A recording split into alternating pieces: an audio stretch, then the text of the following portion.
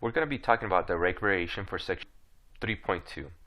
So what I want to do is separate two things. On one end, we're going to be talking about direct variation, and on the other end, we're talking about a linear equation. Well, you already know the linear equation. That's going to be y equals mx plus b. For direct variation, we're going to be looking at y equals k times x. Now, a good definition of direct variation would be that y varies directly with x. So let's give some examples of what this means. Okay, so let's say we have y equals 2x. Another example could be y equals negative 1/2 x. Y equals 2 pi x. So what we're looking for is that the k. The k is going to be our slope.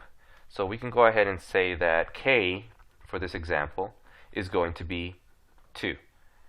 Here for this example, we can say that k is going to be negative 1/2. And here we can say that k is going to equal 2 pi. Now, we need to understand what this y varies directly with x. What does it mean? So what I want to do is I'm just going to go ahead and choose the y equals 2x and see what happens. So I have x here, and here's my y. So if I plug in a 1, so let's go ahead and use this equation for this example for the table. So y equals to 2x, and what I want to do is I'm going to plug in 1 for x. So if I plug in 1 times 2 is going to give us a y of 2. Okay? If I plug in 2, I plug in 2 times 2 is going to give us 4. Okay, so let's see what happens on the table here. When we doubled x, so we went from 1 to 2, we doubled x. What happened to y? Well, y got doubled. So this is what it means when y varies directly with x. If we scale or double the value for x, we also scale the value for y. So notice that if I doubled x, I also am going to have to double y. So y varies directly with x. Okay, so let's do another example here. Let's say we get the equation of y equals negative 3x. Have an x here and a y. And I'm going to plug in for x, I'm going to plug in 1. If I plug in 1, I'm going to get 1 times negative 3 is a negative 3. If I plug in a 2, okay, if I plug in a 2, I go from 2 times negative 3 is going to give me a negative 6. So let's look at the changes again. So if I look at the change from 1 to 2, I doubled. What happens to the y? It also doubled. It scales the same way. So if you scale one way, it's going to scale the same way to the y. That's why y varies directly with x. Let's use something like a fraction. Let's say I use a third.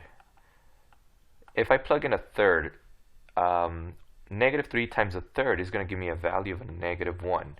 So let's see what happened here. If I go from 1 to 1/3, I went ahead and divided by 3. So and what happens to the negative 3 to the 1? It happens the same way. You're going to divide by 3. So again, the y varies directly with the x, and that's what I'm trying to show you here. So let's go ahead and look at how this looks as far as a graph. So if I graph one of these equations, it doesn't matter which one I graph. So let's go ahead and put a graph here. So alright, so let's start with the first one. Let's say I want to graph the first equation I had over here. So the first one we had was y equals 2x. So let's just look at what happens here. And you know what, let's add an additional point to this graph here, to this table.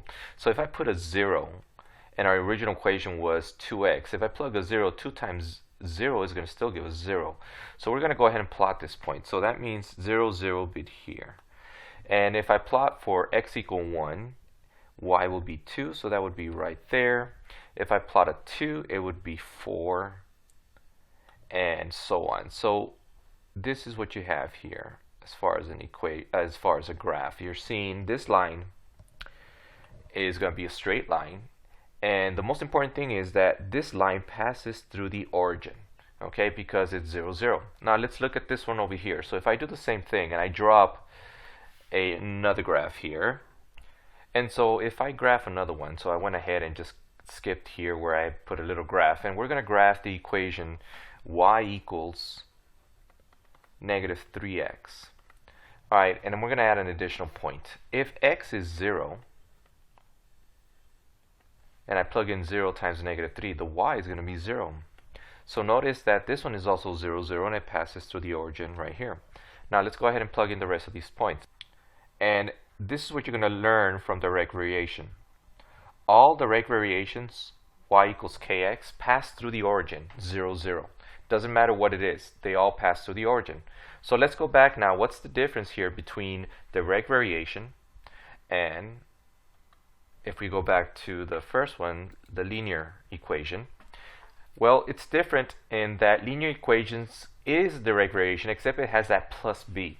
So when you're doing linear functions, it doesn't necessarily mean that y is going to vary directly with x because of this b right here. So when you're graphing, that line can go anywhere. It doesn't have to be stuck at the 0, 0.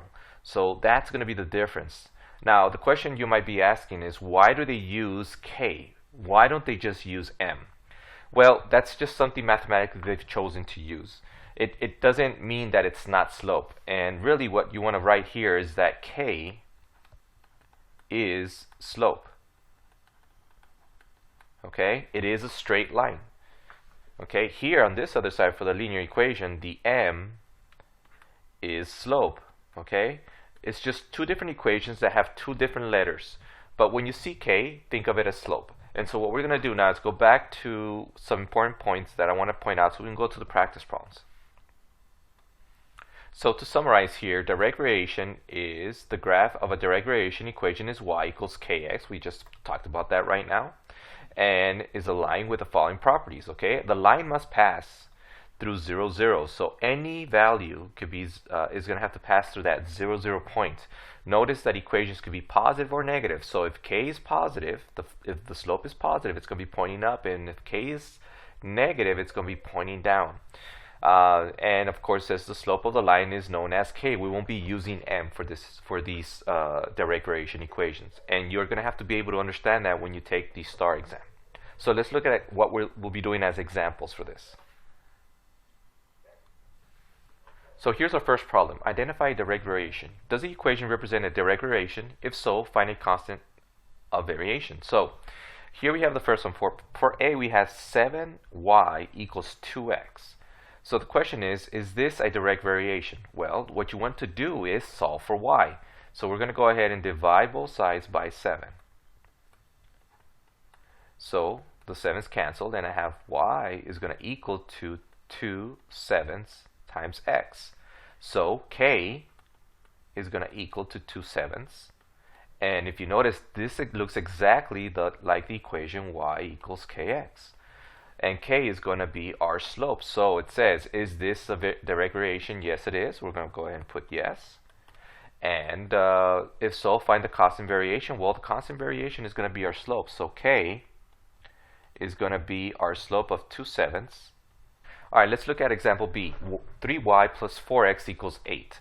So what we want to do is we want to solve for y. So that means we're going to go ahead and, let me just go ahead and write this down over here. So we're going to put 3y plus 4x equals 8. And we want to solve for y. So that means that we need to move the 4x over. So we're going to go ahead and subtract 4x on both sides. The 4x are going to cancel, and we have 3y equals 2. I'm going to put the x first, negative 4x plus 8.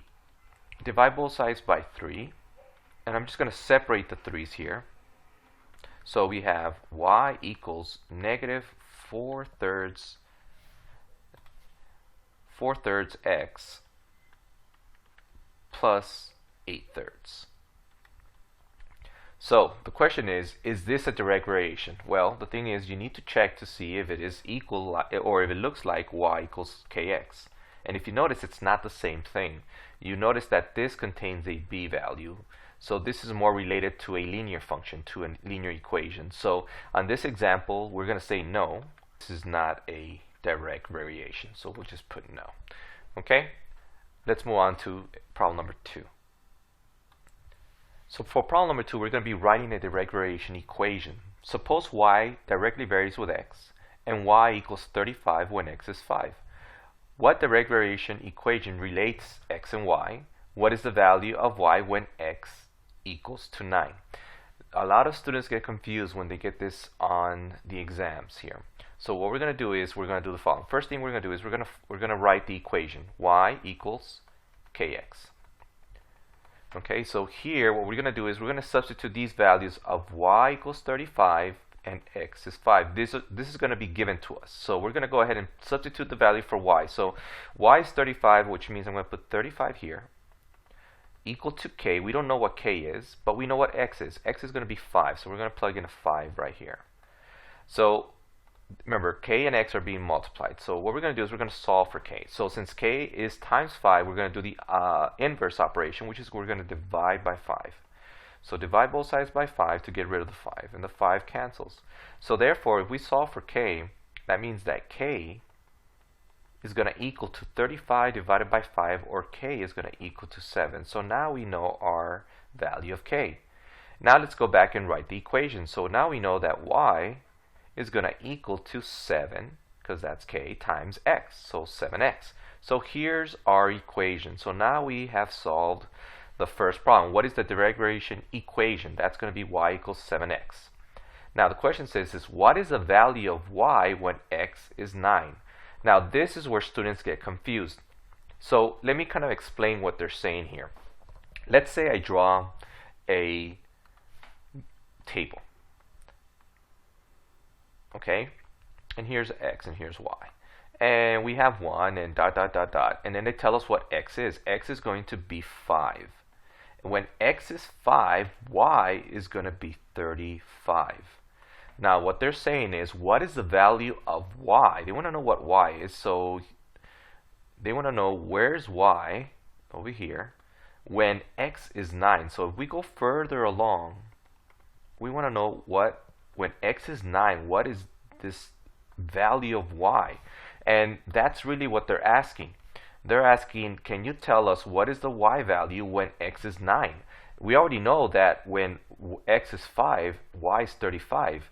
And now I just showed you how to solve for the equation. We already know the equation for this graph is going to be y equals 7x. So now I can solve for any value of x. If I solve for 1, if I plug in a 1 here, 1 times 7 will give us a y of 7. Let's say I put in a 2 here. I put a 2. 2 times 7 is 14. If I put a 5, 5 times 7 is 35. So the question is, what is the value of y when x is 9? So we plug in x. X is going to be 9, so we're going to plug in 7 times 9. So 7 times 9, well, that question mark has already been solved. That means that this value right here is going to be equal to 63. So now we have solved the value that they want us to solve using direct variation. So what is the value of y? We're going to go ahead and say that y equals 63. And that's what they're talking about when solving these type of equations. Okay, so for the first problem, it says graph each direct variation equation. So we have y equals negative 2 over 5x. So what we're going to do is we're going to graph this. So the first thing I need is a table. So what I want to do is I'm going to draw up a quick table here. And what I'm going to do is, because this is divided by 5, I'm going to jump by 5. So I'm going to start first with 0, then I'll go with a 5, then I'll go with a 10, and I'll go with a 15. And I'll use these numbers because this will eliminate the 5. So if I plug in a 0, 0 times negative 2/5 is going to give us still 0. If I plug a 5, 5 times negative 2/5, the 5s are going to cancel, so I'm left with the negative 2. If I plug a 10, 10 times 2 is 20. 20 divided by 5, well, 20 divided by 5 is going to give us 4, so this is going to equal to negative 4. If I plug a 15, 15 times 2 is 30. 30 divided by 5 is going to be 6. That's a negative 6. So now we have these values we can use. So we're going to go ahead and graph this now. So this is going to be 5, 10, and 15. And the values for y kind of vary from 0 all the way to 6. So I'll just go 2, 4, and these are negative, and negative 6 here. So let's plot these points. So if I plot these points, the first one 0, 0. Again, all direct variations pass through 0, 0. The next one would be 5 and negative 2. That would be right about here. The next one would be 10 and 4, which is about right here. And then the last one is 15 and negative 6 would be right here. So here's my direct variation. Again, you're always going to get a straight line, but the important thing is that these lines pass through the origin, and you need to recognize that when they're talking about direct variation. Now for the second one, it says suppose y varies directly with x. Write and graph the direct variation equation that relates to x and y. So here are two values. So think of this again how we did the problem number 2. We want to solve for k. So we're going to go ahead and write the equation y equals kx. And we want to substitute the values of 3 for x and negative 6 for y. So we're going to do that. Negative 6 equals to k times 3. We want to solve for k, so we divide by 3 to get rid of the 3. So k is going to equal to negative 2. So our new equation is going to be y equals to negative 2k. So we're going to go ahead and draw up a table. Here's our x and y, and we'll just plug in some values. Again, I'm just going to go with 0, 1, 2, and 3. So I plug a 0. Anytime you plug a 0, the y has to be a 0. It's a very important thing you understand. You plug a 1, you're going to get a negative 2. Plug a 2, you're going to get a negative 4. You plug a 3. 3 times negative 2 is a negative 6. Now we're going to go ahead and plot that. Alright, so there's a graph. Linear, okay, going in a straight line, but it always passes through the origin. Let's go on to problem number 4.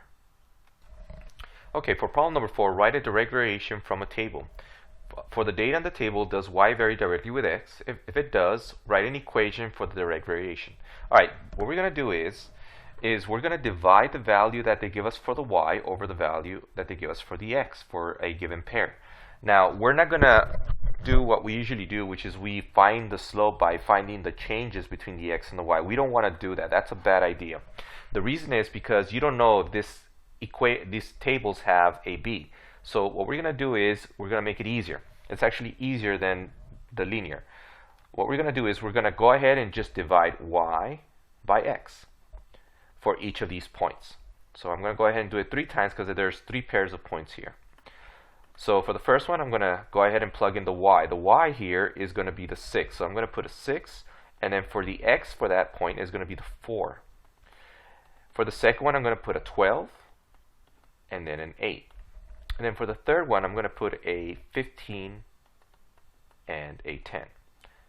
What I care is that if I divide this and simplify this, do I get the same value? So if I simplify this, this is really 3 over 2 or 1.5. This is the same as 3 halves or 1.5. And you can plug this in the calculator and find out your decimal value. All you care is that the decimal value is the same. This is also 3 over 2, which is 1.5. So all of these have the same value of 1.5. That's telling you that k is going to equal to 1.5. Okay? So what's our equation here? So is this a direct variation? It is. It does vary directly. So we're going to go ahead and say that y is going to equal to 1.5 times x. Alright, for the second one, we're going to do the same thing. We're going to go ahead and divide y by x for each of these 3 values.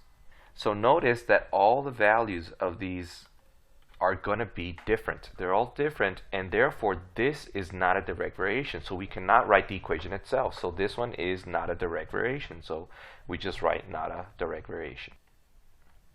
Okay, so that's pretty much all 4 problems here. It's all based on direct variation. Remember, it's y equals to kx. And remember, it always passes through the origin, and the slope is the value of k. If you have any questions, bring them up the next day, and we'll see you then. Bye.